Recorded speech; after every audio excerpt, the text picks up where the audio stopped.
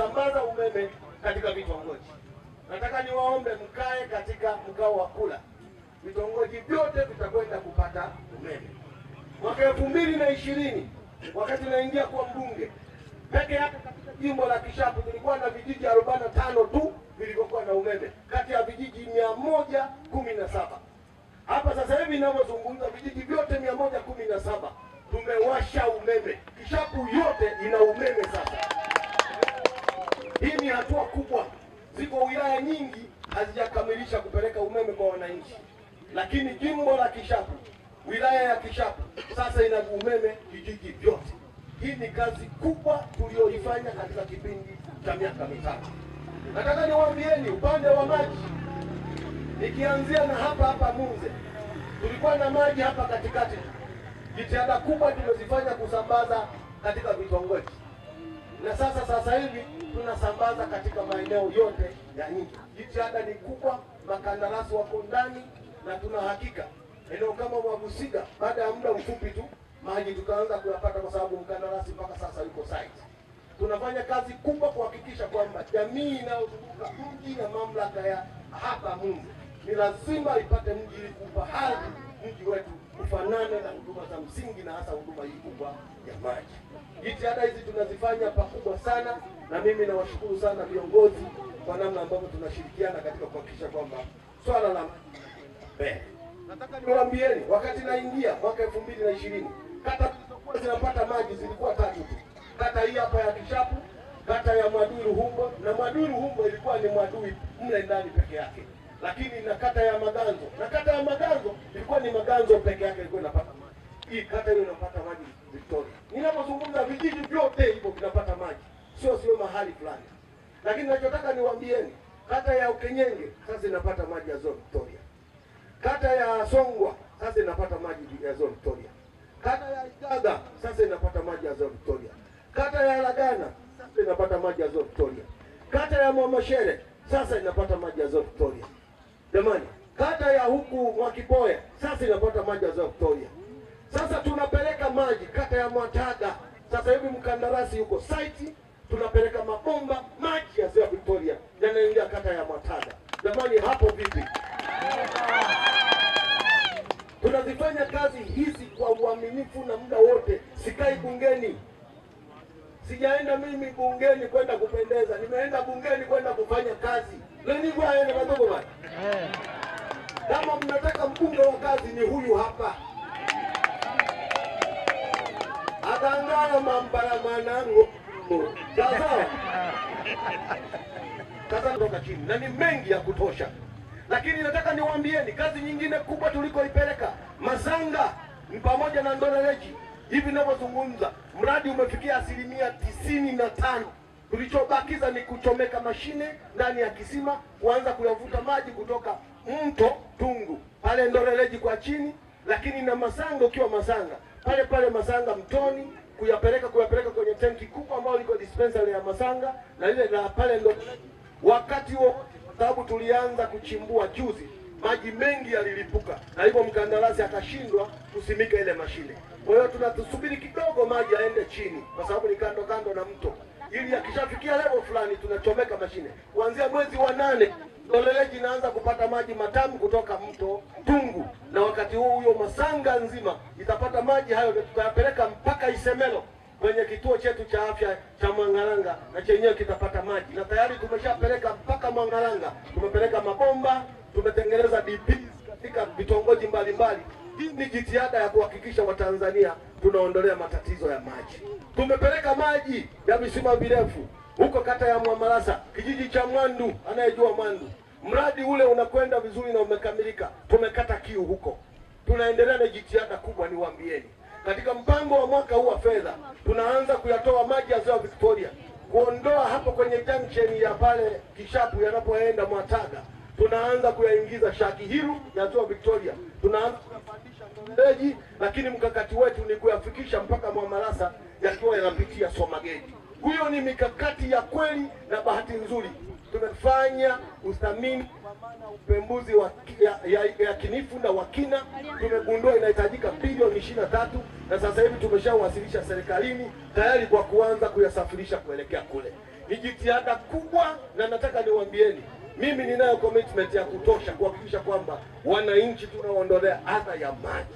Kuweni na imani na serikali yenu inayoongozwa na Samia Suluhu Hassan, na sisi tuhakikisha kwamba jitihada kubwa za kuwapelekea maji tunawapelekea wananchi. Haya nataka niwaambieni ni machache, ningezungumza sana kwenye maji, lakini naomba nizungumze upande wa elimu. Bara zinafanya kazi na kufanya watoto wafanye mitihani yao hasa ya vitendo wakiwa pale pale katika maeneo yao ya shule, badala ya kusafiri kwenda mahali pengine. Jitihada hizi tumezifanya wakati wa Uviko 19 mwaka 2021. Tumehakikisha tunaongeza madarasa katika kila sekondari. Tumeongeza madarasa yasiyopungua 3. Madarasa hayo yamechukua katika kila sekondari ambayo tumeijengea. Tumetumia zaidi ya milioni 200, ikiwa ni pamoja na kuweka pamoja na madawati. Hii ni hatua kubwa sana iliyofanywa na serikali yetu ya awamu ya 6 chini ya Dr. Samia Suluhu Hassan. Ndugu zangu wana Kishapu, nataka niwaambie sekta ya elimu, nyinyi wote ni mashahidi. Shule zetu za msingi zilikuwa zimepungukiwa madawati, na watoto wetu walikuwa wanakaa chini, na wakati mwingine walikuwa wanahudhuria shuleni kwa awamu, wengine wanaingia asubuhi, wengine wanaingia mchana. Tumefanya jitihada kubwa ya kuhakikisha tunaongeza madarasa. Hakuna shule ya msingi ambayo hatujaongeza madarasa 2. Hakuna shule ya msingi ambayo tumeweka madarasa tukaacha kuweka madawati. Tumeweka na madawati. Wananchi tu wawapumuzisha kutoa michango. Katika kipindi cha miaka 5 hii hamjachangia madawati na wala hamjachangia madarasa kwa shule za msingi. Kazi hii tumeifanya pakubwa, na mimi sijaenda kusinzia bungeni. Wakati wote mmekuwa mashuhuda. Nikihoji ni lini shule nikizitaja kata kwa kata zenye matatizo na changamoto, serikali tiifu na aminifu ya Chama cha Mapinduzi chini ya Dr. Samia Suluhu Hassan tumepata madawati, tumepata madarasa. Tumeongeza idadi ya walimu. Wastani wa walimu walikuwa ni kati ya walimu 5 mpaka walimu 6. Na kata nyingi tu mnapanda kwenye miti hampati mtandao, mnajaribu kuwatafuta ndugu na jamaa hamwapati. Sasa hivi kila kata ina mnara na kila kata inasikika. Kila kata ukipiga simu mtu utampata. Hata ndugu zangu wa kule Magarata kule mwisho hawakuwa na mnara, na wao tukawapelekea mnara. Tumefanya hivyo pembe zote, pembe upande wa kaskazini Seke Bugolo, mwisho huko maeneo ya kata ya Mwasubi, mwisho huko maeneo ya Kiloleli, mwisho huko upande wa wilaya kata ya Makipoya, kote na katikati hapa tumehakikisha minara tumeweka ya kutosha, na mawasiliano sasa ni ya kutosha. Ndugu zangu, nataka niwaambie upande wa afya tumefanya mambo makubwa sana. Nikianzia hapa hospitali ya kwetu. Hospitali ya kwetu hapa tumepokea mabilioni ya fedha. Mpaka mwaka jana tulikuwa na bilioni 2 na zaidi. Sasa tumefikisha zaidi ya bilioni 4 tulizozipokea kwa ajili ya kuboresha hospitali yetu. Tumeongeza majengo ya kutosha. Mwaka 2020 wakati naingia tulikuwa na OPD na tulikuwa tuna majengo mengine 3. Leo tuna uyoga wa majengo pale yamejazana. Nataka niwaambieni wakina mama, watoto, lakini wodi maalum za watu wanaopata matatizo kuvunjika miguu na mambo mengine tunavyo. Nataka niwaambie vifaa X-ray, ultrasound, hivi vyote tunavyo, tena vya kisasa. Tumeboresha sana. Tumepata na eneo zuri, na tumejenga sasa hivi eneo zuri la kutunza madawa, bohari ya madawa hapa. Hospitali yetu inapendeza. Tumepata standby generator ambayo hatukuwa nayo. Shughuli zetu za operations zote zinaenda vizuri. Tumeongeza idadi ya madaktari, tumeongeza idadi ya manesi, tumeweka vifaa vya kisasa, mashine ya kisasa, na tumejenga jengo zuri ambalo ni kwa ajili ya kufulia nguo. Wagonjwa wakienda pale nguo sasa hazifuliwi kwa kusugua kwa mikono. Tuna mashine ya kisasa, ukiweka nguo pale tunafua. Tuna mashine ya kisasa, ukiziweka nguo mahali yenyewe inazikausha nguo. Zinatoka nani wanaenda kulalia wagonjwa.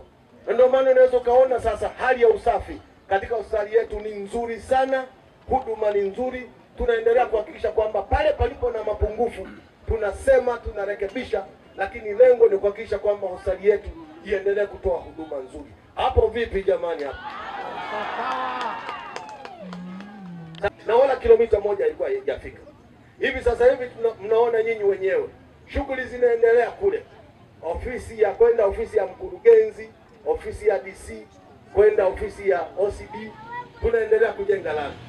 Mji wetu unapendeza, lakini tukishakamilisha hiyo lami tunaendelea kuweka mataa. Tunahakikisha tunaweka mataa, na bahati nzuri meneja wa mkoa ameshanikubalia, baada ya kumaliza pale tutaweka taa maeneo yote ya lami ambayo imefikia 95% na mkandarasi yuko kule.